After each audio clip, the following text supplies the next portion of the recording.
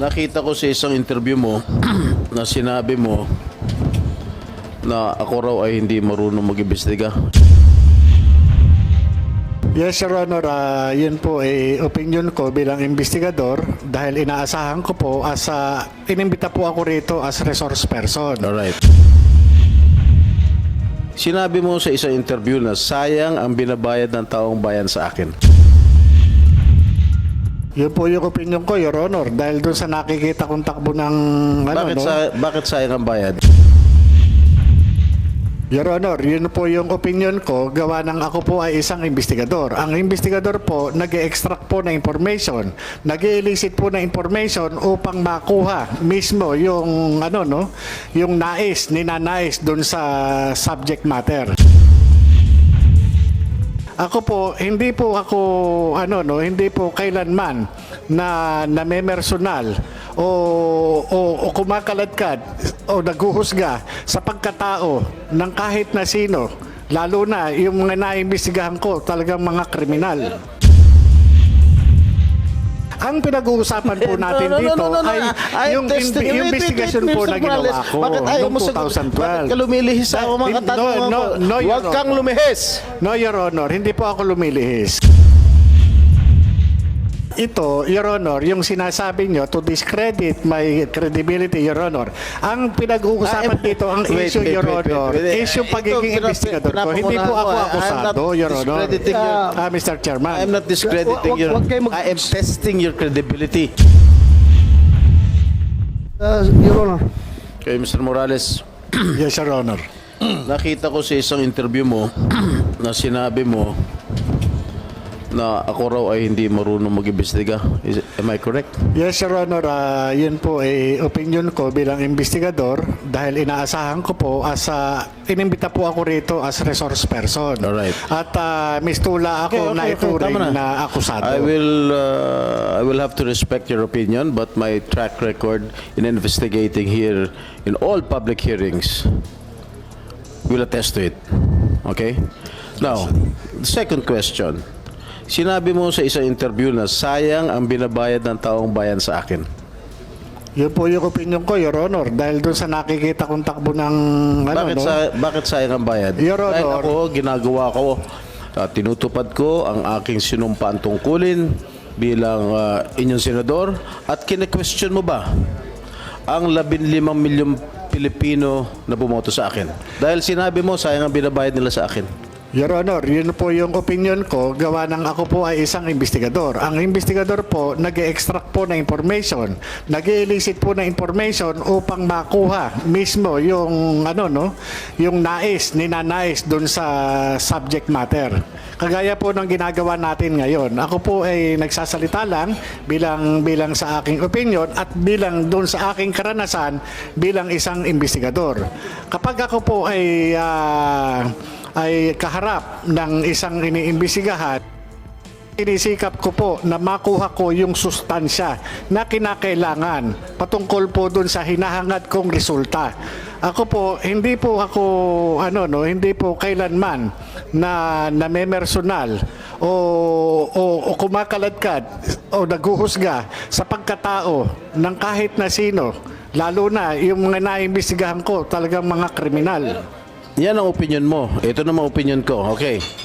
Meron akong kopya ng desisyon ng Civil Service Commission affirming the decision of PIDEA Director General Arturo Cacdac, finding you guilty of dishonesty, grave misconduct, and conduct prejudicial to the best interest of the service. The Civil Service Commission ruled that, and I quote, "It is undeniable, based on Morales' admission, that he concealed or distorted the truth about factual circumstance of the arrest of Chua and Miao. Morales' earlier statement that the arrest was a result of a lawful arrest and later, take note, retracted the same is telltale proof of dishonesty. His action, among others, of planting evidence is likewise an act of dishonesty because it is contrary to the fact that no illegal drugs were seized nor under the possession of the accused. Ang desisyon nito ng Civil Service Commission ay kinatigan ng Korte Suprema noong January 20, 2016. Doon po sa kaso na yun, ikaw mismo ang umamin na you have planted evidence. Paano ka namin ngayon paniniwalaan sa mga sinasabi mo? Hindi nakapagtataka, gawa-gawa mo din ang mga alleged leak documents. Ano po masasabi niyo, Mr. Morales? Your Honor, hindi ko po makita yung relevance ng sinasabi niyong desisyon ng Civil Service Commission. Ang pinag-uusapan po natin dito, Your Honor, ay yung... Wait. I am testing your credibility, Mr. Morales. All right? You have string of cases filed against you, and one of these that I am mentioning right now is the decision of the Civil Service Commission, which was affirmed by the Supreme Court. All right? Your Honor, yung pong desisyon ng civil service na sinasabi nyo ay walang kaugnayan sa pinag-uusapan natin dito. Ang pinag-uusapan po natin dito ay yung investigation po na ginawa ko noong 2012. Bakit ka lumilihis sa mga katanungan ko? Huwag kang lumihis. No, Your Honor, hindi po ako lumilihis. Sapagkat ang pinag-uusapan po natin... Is it true that you planted evidence? Yes, Mr. Yeah, I just would like to remind you that you address your questions and everything to this chairman para hindi kayo magkapersonalan. Yes, Please Your Honor. address through the chairman para hindi masyado init yung Don't usapan evade niyo. my question, Mr. Morales. Continue. Is it true that you planted evidence? But according to the Civil Service Commission decision, and it was affirmed by the Supreme Court that you planted evidence. No, Your Honor. At yung... You mean to say that you disagree? Of course, you will disagree to the with the decision of the Civil Service and the affirmation of the Supreme Court. How can you disagree with the No, Your decision of the Honor, Supreme hindi Court? po yan yung istorya, Your Honor. At ito, Your Honor, yung sinasabi nyo to discredit my credibility, Your Honor. Ang pinag-uusapan dito, ang issue, Your Honor, is yung pagiging investigador ko. Hindi po ako akusado, Your Honor. Mr. Chairman. I am not discrediting your... Wag kayo I am testing your credibility. Huwag kayo magsabay magsalita. Dapat pakinggan mo kung magsalita si Senator Jinggoy. Sa I kakasumagot. am testing your credibility. Pinapangunahan mo eh. Sinasabi mo, I am discrediting your credibility. Kung meron man. Your Honor, sa umpisa pa lang nung magmula nung dumating kayo dito sa hearing, Mr. Chairman, ito na yung naging experience ko, Your Honor, Mr. Chairman, dito sa Senate investigation. Ang ipinunta ko po rito is resource person po ako para dito sa PIDEA Leaks. Dahil ang pinag-uusapan po dito ay yung paglabas ng dokumento dun sa PIDEA. At ako po, Your Honor, investigador lang po ako. Hindi ako akusado, Mr. Chairman, para itest yung aking credibility. Nakapako lamang po ang aking kaalaman patungkol po doon sa ipinalabas ng vlogger na si Maharlika patungkol po dito doon sa mga confidential documents, yung classified documents.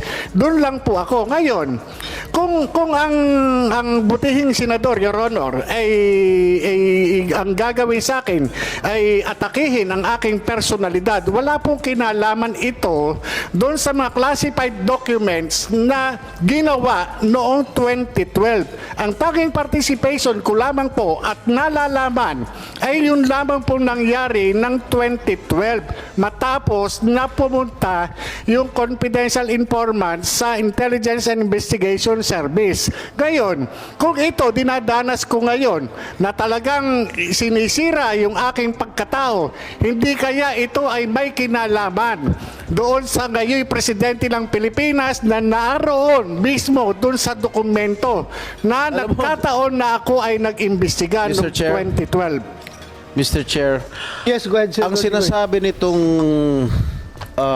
resource person natin na dinidiscredit ko yung kanyang kredibilidad. I am just reading all his cases filed against him. Okay? Inuulit ko lang. Okay? Eh, pinapangunahan mo kaagad ako. Sinasabi mo, didi-discredit ko agad yung credibilidad mo. Or right now, yung sinasabi mong nawawalang dokumento, wala ka, tinanong kita last hearing, where are these documents? Sinasabi mo wala. Tinanong pa kita kung sino yung confidential informant mo. Sinasabi mong hindi mo kilala. Anong klase kang resource person? Wala kang mga ebidensya. Oh, Your Honor. ikaw ba paniniwalaan ka namin dito? Your Honor, Mr. Ganyan Chairman. ang mga sinasagot mo. Your Honor, Mr. Chairman. The classified documents na piniresenta po nung vlogger na si Maharlika na napasa kamay nitong committee na ito po yung personal ko na under oath po in-identify ko. Itong mga dokumento na ipinakita noon ni Senator Bato de la Rosa, ito po yung nagtataglay ng aking pangalan at pirma. At doon din po sa dokumento na yon ay in-identify ng PIDEA na sasakyan ng PIDEA, na mga kawani ng PIDEA yung mga nandun at opisyal na sasakyan ng PIDEA yung naandun. Your Honor, yung mismong dokumento nagpapatunay. Yun po ay galing ng PIDEA. Kaya nga po nagulat ako nung lumabas po Okay. yun eh. Tinanong natin ang PIDEA. Kung galing sa PIDEA. Ano sagot na, meron bang PIDEA rito? General Lasso. Yes, si Mr. Lasso. Tinanong na, I asked you during the last hearing if there is such an existing document. And what was your answer, Mr. Lasso? Your Honor, there are no such Oh, documents in PIDEA. Oh, sino nagsisinungal? Sino nagsisinungaling? Di ba ikaw? Your Honor, hindi po ako sinungaling. Eh ano ka? Nagsasabi Liar. lang po ako ng totoo. You are a congenital liar. Base po doon sa aking personal na kaalaman nung